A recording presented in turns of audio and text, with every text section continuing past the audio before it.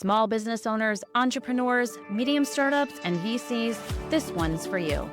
Welcome to Beyond the Bottom Line, Balancing Evolution with Execution, hosted by Elevate Talent Solutions founder and CEO, Ron Miller. Through Ron's own hard-won wisdom, along with an array of luminaries across the entrepreneurial ecosystem, you'll glean priceless wisdom that will help you see past the day-to-day grind and into the future where you can check off today's to-do list and achieve innovation and elevation to ensure your business is future-proofed. Fulfilling and profitable, it's time for Beyond the Bottom Line, balancing evolution with execution. Take it away, Ron.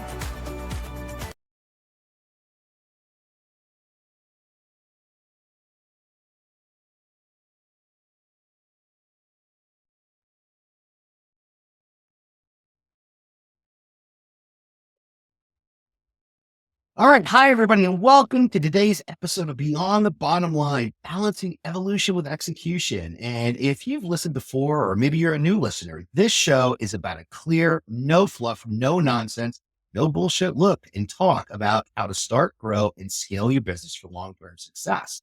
So today we're going to dig deeply into my favorite topic. And for those of you that know me, I am more than passionate about recruiting.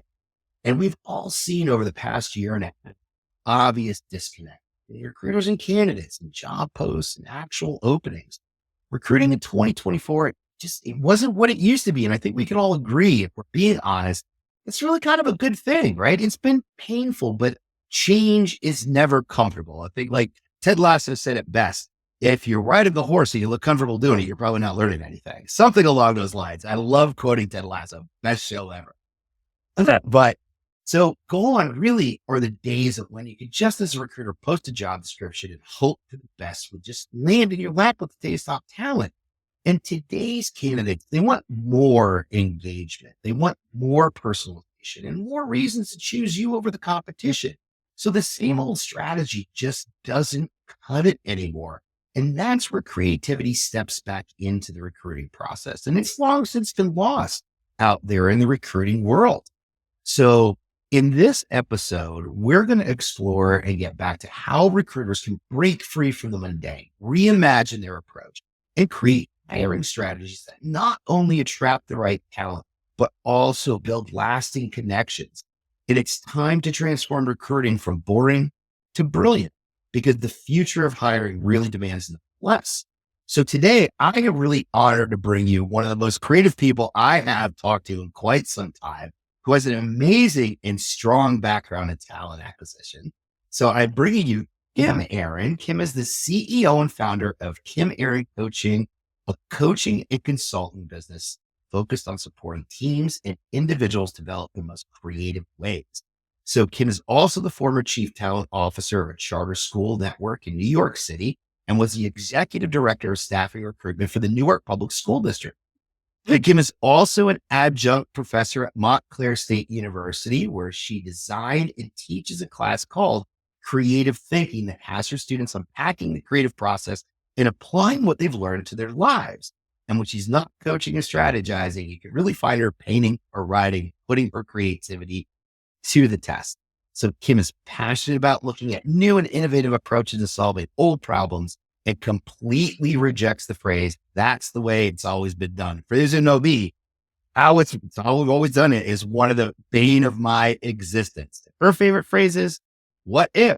So Kim, welcome to the show. I'm excited to have you. I am so excited to be here, Ron. It's such a pleasure. You know, I have to say before we get started, Montclair State University, we went there when my daughter was looking 2 years ago at school. And I actually really liked the campus. I was surprised at the breadth of actually how big that is in there. It was a cool little school. It was really cool. I really liked it. It's such a gorgeous campus. Every time I walk on campus, I'm like, how did people not know this exists? Right? It is such a beautiful, beautiful location. And my students are so awesome. It's great. I love working there. It's really nestled into the community there too. Yeah. Like you don't really know it, like, cause you're driving by it because of where it sits, but you pull in and you're like, oh my God, like they laid this out beautifully. It's a really nice little campus. So for those of you in New Jersey, if you're looking for a school locally to go to that's pretty reputable, Montclair State could be the place for Check you. it out. Yeah, I think we were Look, just they got a great. I think Oh, it was just ranked above Rutgers, so it's really it's a fabulous school. I'm not going to Yeah, let my daughter listen to this episode then because, that's where she wound up going. So, that's Rutgers is also but it really is. It's such a beautiful little state school. It feels just very cozy and well planned, and the kids are awesome. So yeah, check it out. Check it out. Thanks for the yeah, plug. definitely. Absolutely. Look, and they got a great professor there, right? So if you're looking for creativity and really putting it to chess, check out Kim's class over there. I'm not sure. What is your class called? It's called creative thinking, and it's a class Creative. that sort of surveys all content areas. It's a general studies class that's taught through the Department of Theater and Dance. So I get kids from all across the university. I have psych majors, I have TV and film majors, I have child development majors. And so we look at all humanities areas through the lens of creativity. It's fantastic. That it's great to get such a wide breadth of, different students from different backgrounds into those types of programs. And it kind of transitions into where you and I come from in recruiting, because recruiting is not a college level course. I am adamant that it should be. I would love to teach a class on recruiting somewhere. So I think it's important. I think it should be part of like a human resources curriculum, and it ties into creativity. Like I've been trying to figure out how to pitch this to somebody for quite a while, Ah, well, but we in should recruiting, Yeah, we should really talk about this because I think you are right. I'm finding that with my students, there are so many skills that I had to go out into the world and sort of learn on my own, recruiting absolutely being one of them. I was basically hired to run the recruiting department, having had maybe 3 days of recruiting experience in my entire life. So it was sort of a learn on the job, learn as you go, ask questions when you don't know. And it was an amazing way to learn. But I do think there is so much that is teachable, right? That you can front load and preload so that once you get into the seat, once you're ready to go, you got at least a little bit of what you need to get things moving. yeah. And Yeah. then that's the funny thing about recruiting is there isn't a background that really doesn't fit it because it's a people first, front faced orienting role. And you need to be able to connect and really kind of connect with individuals where they're at, right?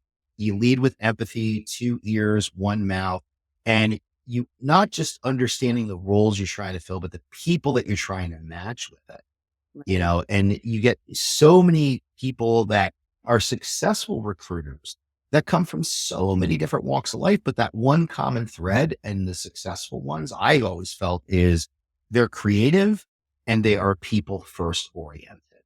Yeah, right. They want to build relationships. They want to be with other people. They're curious, Yeah. right? The thing that got me, I think, the furthest in life, Yeah.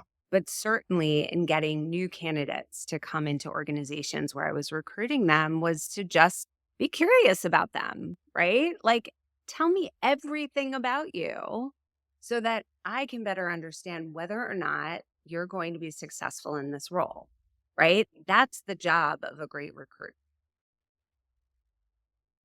Absolutely. It's about the match. It can't be about what we need to fill, right? It can't Mhm. be about what we need because we have nothing to do with it. It's the customer, what their culture kind of dictates, and then understanding that candidate and what really matters to them in making that right match. It helps eliminate job Mhm. shock. It puts them in a position where they feel they can be successful and add value. And I think that's becoming even more important as the world of work changes and the workforce changes. 100%. And what employee needs are now, right? When I graduated from college, it was the early 2000s, and nobody cared about what I needed as a 21-year-old sort of in the world. They're like, we're going to pay you money. That's what you get from doing this job, right? But Yep. today, the new generation of workforce employee, it's a totally different mindset. There is a totally different landscape. And organizations actually are responsible for way more than they were before in terms of employee psychological safety, emotional health and well being, belonging. Like these are all of the ingredients of what keeps people at their job and keeps people happy and productive and successful. And so the recruiters need to be able to really understand how their organization does that and then be able to translate that back out to the world of candidates. And The different I think, world. yeah, if you think back, I felt over the last few years, for me, when I was still in the field leading recruiting teams and then leading recruiting nationally for organizations, recruiting was on a very different trajectory pre-pandemic. I Yeah. felt like we were getting back to the grassroots portion of it, meeting people where they were, not them meeting us where we were, and starting to get creativity back into it. And then the pandemic happened and everything Yeah. changed overnight. And you had to adjust, that was just the reality. Nobody really knew what was going to be the outcome of it, how long it was going to last. And depending where you were in the US, it affected everybody differently. I mean, I know where I was at the time, my company had a hard time understanding what we were going through in the Northeast, Mhm. how that shutdown happened immediately. They'd never heard of COVID inspectors. I mean, we Right. literally, if you remember this, like we had people walking around looking in building windows to make sure that people weren't in there working. Yeah. Yeah. It's right. I think it's so interesting because I have a few friends who work for major corporations that changed their work from home policy during COVID, right? You were allowed to do 5 days a week at home. You weren't required to come into the office. Then there was a slow shift back to the office. Now they're saying 5 days a week in the office. And what happened, which would naturally happen if you changed your work from home policies, is people relocated, people moved. So, literally, we've seen these geographical shifts, we've seen these sort of cultural shifts. People have organized their lives around working from home or only being in the office 2 days a week. And now organizations are sort of like, nope, we're going back to a different way of being and doing, and what I'm seeing is that their recruitment strategy is not necessarily aligning with the new context that they're creating for their employees. So there's a way in which organizations are still going really fast, right? Everyone's just like numbers, numbers, numbers, numbers. Fill those pipelines, get those candidates in. Let's get those numbers. Then let's run it through an algorithm and look for keywords. And then who do we have left over, right? And that is, first of all, it feels terrible to be a number in a Yeah. pipeline. It feels awful to just be Yeah. a name or even an anonymous resume in a pipeline. From a candidate experience, it's terrible. It feels hopeless. It feels lonely. And so that's your first introduction to your place of work, right? So there's a way in which we've been going so fast, we've been optimizing, we've been maximizing, but we haven't sort of gotten back to what you're describing, Ron, which is like, who's the human that expressed interest in this role? Who wants to work here? Who maybe wants to have a career here? Maybe there's a 10-year employee in here. But like, are we looking at that anymore? Has the workforce shifted so much that we've gotten so far away from that people first approach to recruiting that we're actually like doing ourselves and our organizations harm? I don't know. I think time will tell, but I am certainly seeing those seismic shifts in how organizations are managing their people processes. And I'll be really curious to know sort of what happens.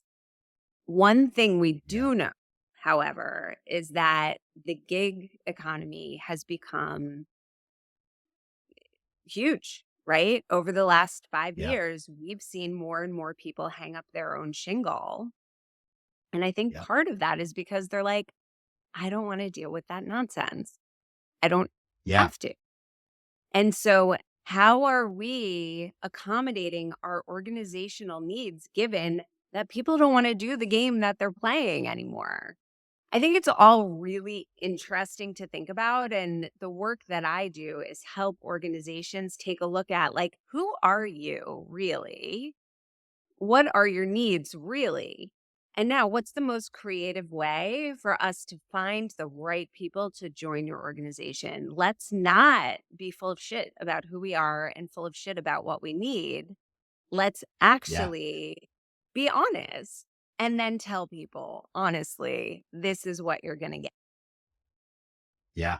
Listen, I agree. I love it, because for me, like I've talked about it in prior episodes, and this has just been a pet peeve of mine for a long time. If you're going to have a mission, vision, value, and it's just words on a wall that really are meaningless, then who are you? I have more respect for an organization that says, coming here, we are going to work you to death. You will not get Mhm. many holidays off, and we have a high turnover. Yep. Perfect. Just if that's who you Great. are, be who you are. Yeah, now I can make an informed decision and none of us will be disappointed, right? You're not going to be disappointed in me Yes. not meeting some hidden agenda that you have buried under the iceberg, Yeah. right? That's below the surface. Bingo. And Yes. I'm not going to be disappointed with you because you've come out and said, this is who we are and this is what we do and this is what you can expect from us. Yeah, Yeah. I'm totally And with you. organizations, they have a Yeah. hard time being honest about that because they like to get so wrapped up, and you get that disconnect as they grow, especially of what the C-level suite thinks and understands versus what has been created in the field and the field leadership that deliver that message.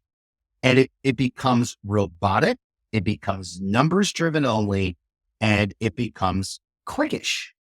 Yeah, And there's no definitely. room for creativity in there or a voice or a seat at the table.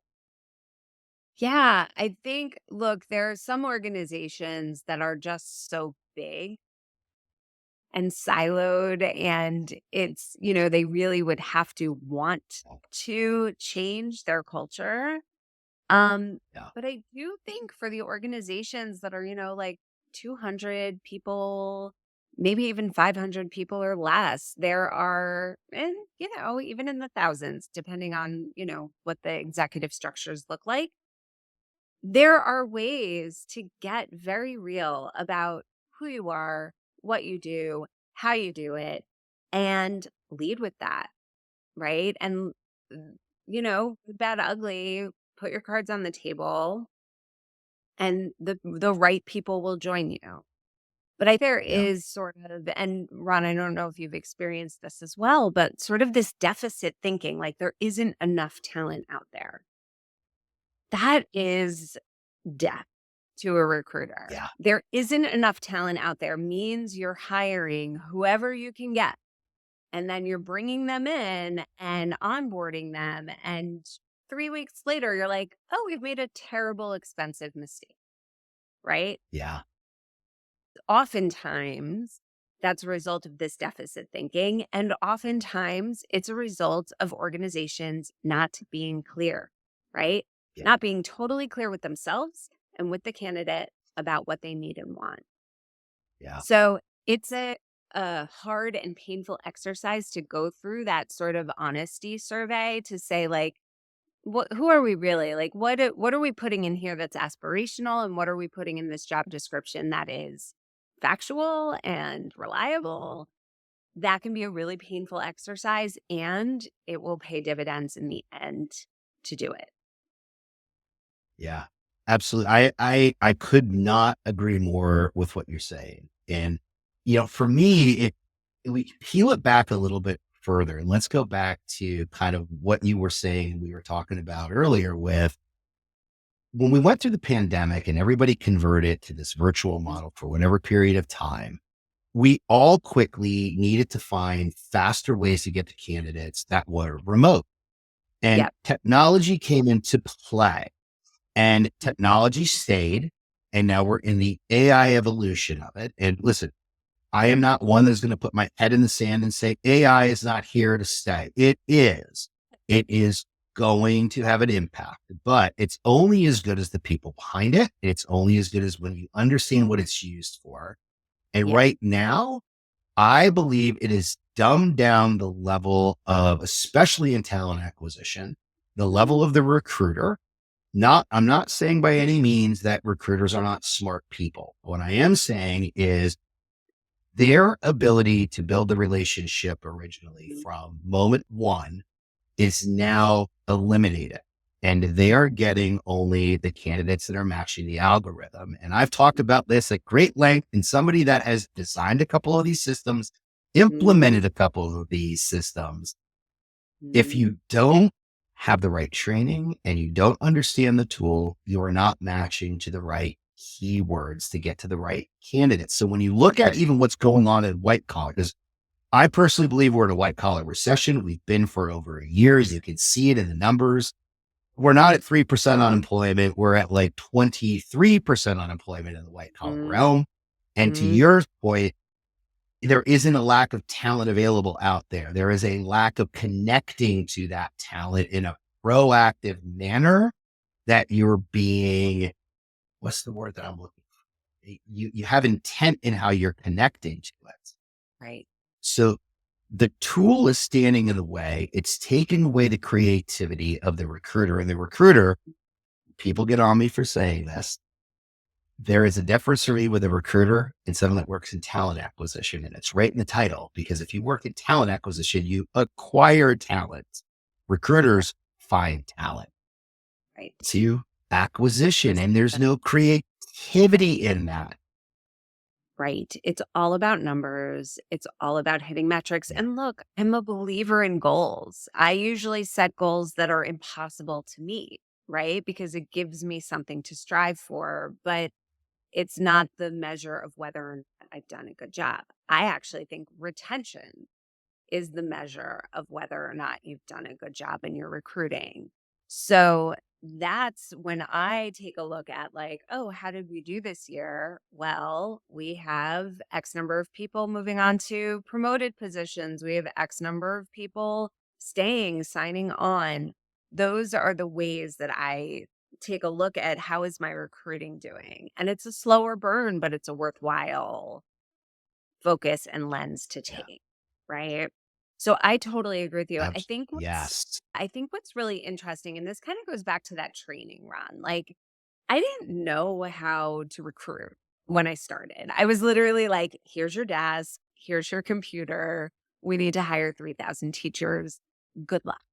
So that was my introduction to recruiting. Are you ready? Here's an interview. Oh, make it happen. Oh, and by the way, there's a teacher crisis in the United States. You won't be able to find anyone who's actually certified to do it. So, like, what do you do with that? The only thing that you can do with that is alchemize, create magic. You can't look at a problem that size and that scale and that level of importance. I mean, I believe that teachers are the most important people in the world. Um, okay, and this is where I start to cry in the middle of the podcast. So, teachers are the most important people in the world. I'm hiring the most important person in the world to some third grader in Newark, New Jersey. Like, that really matters. So, I can't just take anyone. How can you possibly do that to a child? Right. Yeah. So, what you do is you make that job the best job anybody in the world could possibly ever have, right? You make that the most magical, exciting experience for a person who wants to make an impact on the life of a child. And I'm only using that as an example for how to create that magic, right? Recruiters have to. It is their obligation to make these jobs magical. And how do you do that? Right? How do you do that when numbers and algorithms and computers and robots are sort of in the way? And I think what you're saying, Ron, is like, no, it's people. It's finding the people. It's making the connections. It's calling somebody on the phone and saying, I just saw your resume and it's awesome. I want to talk to you. Let's go have coffee or a virtual coffee, right? Or can I invite you to the office to take a little tour? Or have you seen this promotional video we just put together? I'm really excited about it. I think it does a great job explaining who we are and what we do. Take a look, right? It's reaching across that computer screen and saying, like, I know you are a complete whole human that I want to learn more about, and I want you to learn more about me too. And by the way, that's not that creative. That's human. That's person to person, right? That's something that we Now you're have just talking nonsense, Professor. I know. That's like, we've gotten so far away from just being like, hey, human being, telephone, right? Hi, person. My kids, when I call someone on the phone, they're like, what are you doing? You're embarrassing me. Because they are all Instagram, Snapchat, FaceTime, DM. Like there is nothing about going to have coffee with a friend that even like feels natural or intuitive anymore. But that's how business gets done still. Even in the boardrooms, right? Like, even though we've put computers in between all of these different layers of authority, the fact of the matter is people are still going out for drinks and doing deals. Like, that's how the work gets done. Yeah. Well, it's where, you get the work done with the candidates too, when you're identifying your candidates that fill your bench, right? I could talk all day about reactive versus proactive recruiting and how to get away from those numbers. Cause to your point, like when I do advanced recruiting classes, my first question to recruiters is, what's your goal? 50 interviews a week. And my next question is, why? Right. And the most popular answer is, well, that's the target. Right. But why is that the target? Yeah. What is that netting you? What if you took that 50 number, you brought it down to 10, and you took 10 people out for coffee and you qualified 6 of them for the next round, right? Isn't that time better spent than doing like You would screen? think. Yeah, you would think, but somehow we've gotten into this business of numbers and checking boxes that don't really make sense. Yeah. And it's really gotten, my opinion is it's really gotten out of control where, when you start to think on who makes up the marketplace today, regardless of if you're recruiting teachers, you're recruiting warehouse workers, you're recruiting drivers, you're recruiting IT or tech people, which listen, there are plenty of very bright, capable people here capable of filling those jobs. Sure. We're not going to get off a tangent here, but my point is within that market space, the creativity now for me is more important than ever because you have 5 different generations of people, soon to be 6, because let's be honest, baby boomers that are unretiring and coming back into the workforce. You have now, what's this new generation that's coming in, the super beta or beta or beta. I don't even know. I have a beta and Gen Z in my house, Ron. It is Sigma, Skibbity Toilet, no cap, hard. But how you communicate with those 2 different ones are probably 2 different ways. And as a recruiter, if you don't embrace that and understand it and get creative with your outreach, creative with your connecting, you're going to miss huge swaths of people. Totally. And that's just looking at like an age or demographic landscape from a year perspective. I don't even want to get into the DE&I perspective of this as well, because this seems to be like a dirty word at this point. 3 dirty letters, the 3 dirtiest letters in recruiting right now are in business of DEI. Blows my mind, unless you're getting off of a Zeppelin, to travel into work today, or I'm sorry. I just think it's antiquated. Well, I really do. Here's what I believe about DEI. And actually, I've started to use the full expression of it, which is DEIB, belonging, right? I was a band-aid to an enormous issue in our country. And people are undertrained around what it means, what their responsibility is in it, what their own biases and, beliefs are. And so until people are ready to do that work, like really, truly ready to take a look at themselves, and, I'll say really specifically, until white people are ready to do that work and take a look at what their responsibility is in creating environments that are diverse, equitable, inclusive, and allow for everyone to belong and have a place, it's not going to be solved. So I actually understand why it feels really hard right now. It feels really hard because no one really, well, I don't want to say no one, not everyone who is on the front lines of recruiting gets it, understands why it's important, understands what it is, their responsibility is in it. And I believe it's organizations' responsibility to provide their frontline people that training and to build a culture that helps those latent learners along to understand what their role is within the greater organization, what their responsibility is to their colleagues in that way. So Yeah. it is a dirty word, and that's a damn shame. It really is. It's putting a Yeah. lot of people at risk and a lot of people at harm, and also harming organizations who don't understand it. They made a Yeah. major investment in these efforts and they are not rolling out what they've promised. That Yeah. is that is hard. That hard Yeah. truth. And it's also something that when you are doing your creative recruiting, you need to get like really honest with yourself about where are we in this spectrum, in this continuum? Where are we in our own development around this? Yeah.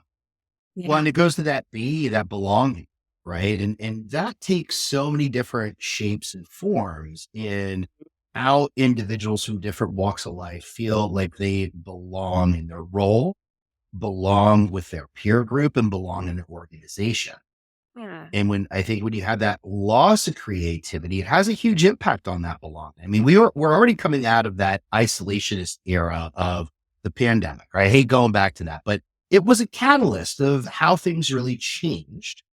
And Mhm. in this new virtual world of work, we've proved that we can not just make it work, but it's healthier. I'm I will just continue to say that it's a healthier lifestyle.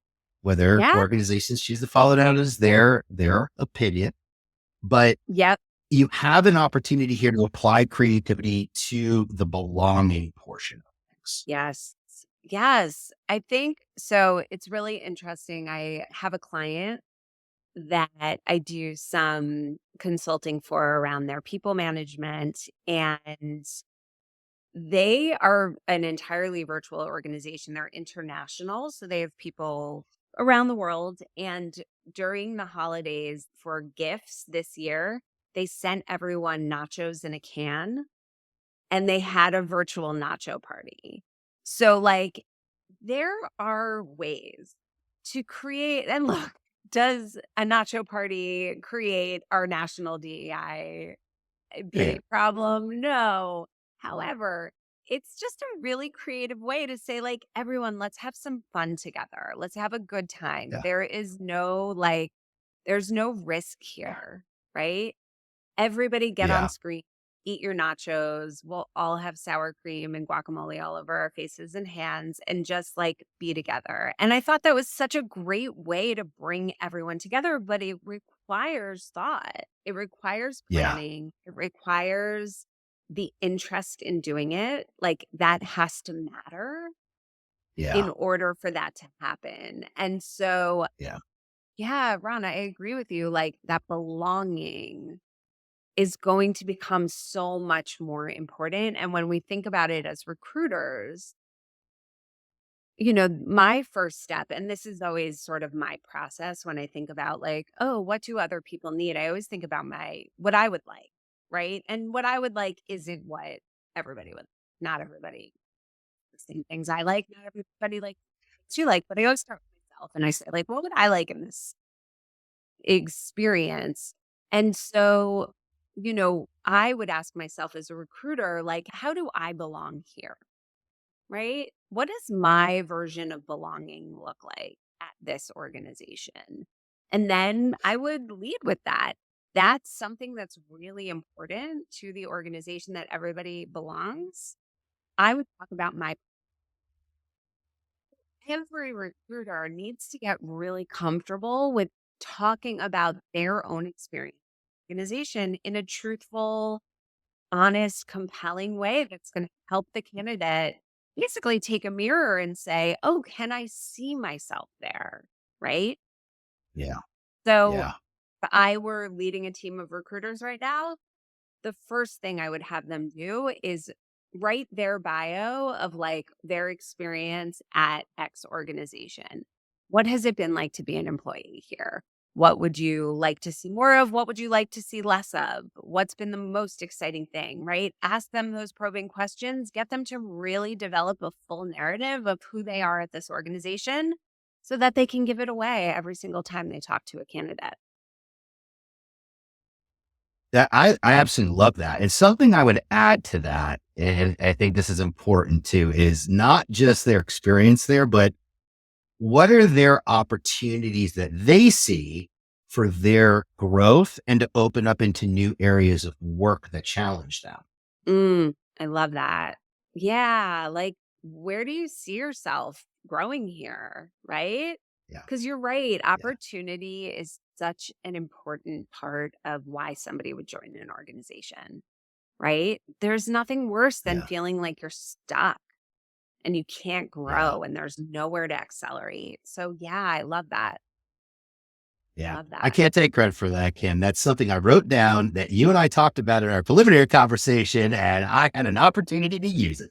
I'm so glad you did because, training as much as I'm passionate about who we bring in into an organization, you also have to invest in them. You have to grow them. Nobody's fully baked on the first day, right? Like no one knows exactly how to do their job that first day on the job. So investing in that training and development continuously, like throughout their career, is Yeah. really where a lot of my passion lies. And it's something that I spend a lot of time in my executive coaching is working with those more senior leaders who are transitioning into leading teams or, you know, have already had the experience of leading teams and want to have even more impact. That to me is actually the ball game. I've seen so many times those individual contributors just getting plopped into leadership and management roles and feeling like, oh my gosh, they took the thing I love doing away from me. I was too good at it. And now I don't get to do it anymore. And I just have to get other people to do it. And so a lot of my work in that context is to help those leaders then see actually the beautiful art of leading and managing and being that mentor and coach to the folks who are who they were, 5, 10 years ago. Personal Yeah. development piece is so critical. Well, and that's key. And from your experience with what you do, Mhm. where do you see it really become intentional that that process needs to start? The process of developing and training people to become leaders. I mean, Yeah. ideally, day one, the first, my belief is everyone's a leader. You have the opportunity. I have been the lowest rung on the totem and I've raised my hands in meetings and put an idea out there that no one else had because I was closest to the work. Everyone has the opportunity to lead from where they sit, and every voice, and this is again belonging, right? Every voice matters. And if you can build organizations that actually are aligned and believe that that's true, and we create communities of listeners and responders, everyone has an opportunity to lead from every seat that they sit within. You just have to be brave. You have to be willing to raise your hand and say, "I have an idea," right? So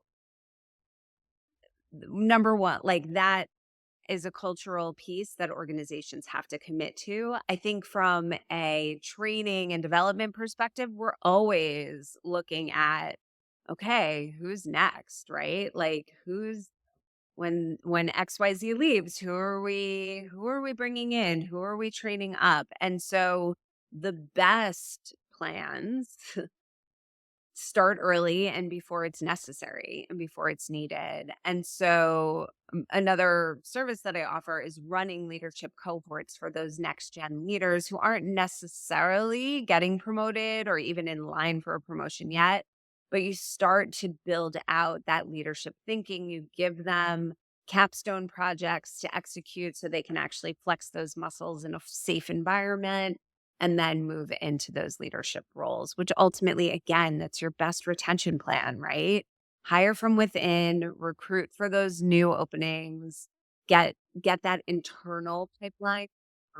Uh, that's that's where you end up saving money, time, and effort on training. So, yeah. And people as a whole. They have Mhm. goals then in order to open up those new areas of work and opportunity for themselves and still feel like they have an impact on the people coming in behind them, because what's coming in behind them are people that you proactively recruited that Mm. also align with the vision and the values and are coming in with a feeling of belonging from day one because they feel like they've connected with that opportunity. And when you Yes. build that core of the organization that way, you suddenly, I feel like you get out of that rut that a lot of companies and leadership teams find themselves in. But if I bring in someone to start teaching them to do my job, I become expendable, which Mhm. is not far fetched in today's corporate environment, because Mhm. we've seen people with 20 years at a company walk in on a Friday and say, oh, by the way, via email, today was your last day. Thanks for everything you did. Mhm. Your computer's off and it's like they never existed. Right. And I don't Right. know if that sends the right message, and in the meantime, it feeds that narrative then of, well, I've been working with this individual. Now they're just replacing me with somebody cheaper, Right. somebody younger, somebody more apt to say yes. And Yeah. what message does that send everybody left behind about the belonging in the organization? You feel like another Cogsley cog or Spacely sprocket. So Yeah. I'm throwing my It Gen X out there now. Yeah, I mean, but it's perfect, right? Like, no one wants to feel like a cog in the wheel. Everyone, and this is true. So I always tell people, I work with people in a life coaching capacity, and oftentimes what will come up is they're afraid to ask for help, right? Like that's a human common fear. Like I'm afraid to say I need help here. And what I often will say to a client who brings that up is like, if you were asked to help, what would you do? And they'd be like, of course, I'd drop everything and help. Right. Like there is no one wants to feel like they don't matter. Everyone wants to have meaning and purpose in their lives. Everyone wants to feel useful. So, yeah, if you're doing this churn and burn thing with your employees and you're just looking at that bottom line and saying like, "Oh, we're going to eliminate this position and bring in a more junior person," and you're not investing in any training and development for people who are really talented and have been very loyal to you, you are not doing a service to yourself. Ultimately, that will catch up with you. The younger workforce is not interested in being a cog. They all believe that they are going to become TikTok celebrities. So just know that if that's your plan, it's going to be short lived. It's going to be short lived. Yeah. So, yeah. Well, and a lot of them want to embrace that creativity. They want that individuality and their personality and what they feel their communication is to come through. And I think that creativity point and understanding it is going to become even more important over the next 5 to 10 years because that Oh my workforce is taking over. Absolutely. When you look at those pyramid of employee needs, at the top of the pyramid is autonomy, right? Like that's when folks sing, when they know that they have a locus of control. They know what their locus of control is. They know where they can flex. They know that they can flex. That's when you have employees for life. When you think that micromanagement and that numbers alignment and micromanagement and all those matrices that make you go crazy, that completely strip employees of their humanity, like that's when people leave. But if you're able to Yeah. say, oh, you're running this really cool recruiting program, you're bringing really interesting candidates in the door, keep going, test that out, you're doing great, right? Like rewarding the folks on your team who are flexing a little bit, it will serve the whole organization really well. Yeah. And if you're letting them do it in creatively new ways, they're Yes. going to be passionate about what their next day looks like, other than, all right, well, I'm going to come into my desk and the AI tool is going to tell me, here's my 15 interviews for this morning. I'm just going to knock Right. them out, put in my notes, and the next 15 are up. That's not recruiting. That's talent acquisition. But It def I digress. So it definitely is. And look, I got a text message from Timu this morning saying that I am a perfect candidate for their data entry and I can earn up to $500 a day. Like, look, if you want to be that data entry person so that you can write your novels, so that you can paint, yeah, so that you can whatever, great, do it. But I don't think that that is what inspired organizations want. Inspired organizations want creative people to come and do this innovative work to get the most dedicated, most engaged employees in the door so that they can retain them and grow them and train them. yeah. I agree. Yeah. All right. So I'm going to put you on the spot to close this up because I could talk to you Okay. for probably 6 hours on tape, and people will have to turn this into a mini series and sell it on Netflix. Great, But let's people will do buy it. So I think it. some people will buy it. Oh my So, god, I love but it. what do you crossing from all your experience in talent acquisition, leading teams and your coaching, for life coaching and for business coaching and leadership, if you put that all together and you tie it back to creativity, what is something that you love to teach and you think is the most important lesson today that you teach young people at Montclair State University in your creativity Oh, class, creative thinking? mm, What is the one thing that you feel is the most important takeaway? mm. So, it's so funny that you ask this because I've been thinking a lot about this as I closed out the last semester and starting the new one. It's to have an opinion. The most important thing that we talked about this semester was to care about something. I don't care what it is. Have an opinion, have a point of view. Know when I ask you, because I would ask my students often, like, what do you think? I'd show them a work of art or I'd show them a new concept or idea and be like, what do you think? And I'd be met with silence. And one day I lost it a little bit and I was like, it actually matters if you care. Like, it actually, like, this, you're all going to fail if you don't tell me what you think. This is not a trick question. There is not a right or wrong answer. Just have an opinion, have a point of view. And so I think that that is actually the most important thing. I love it. And I I absolutely wake up love it. every day wrestling with that. Yeah. I know. I feel like, listen, I'm not looking for a college degree, but I almost feel like as an adult, I may have to register down there. So, I would love it. I'm starting to think about ways to offer it more globally. And actually, I do believe, even though I do this sort of as an academic and also I run creative workshops outside of corporate, I also run creative workshops inside of corporate.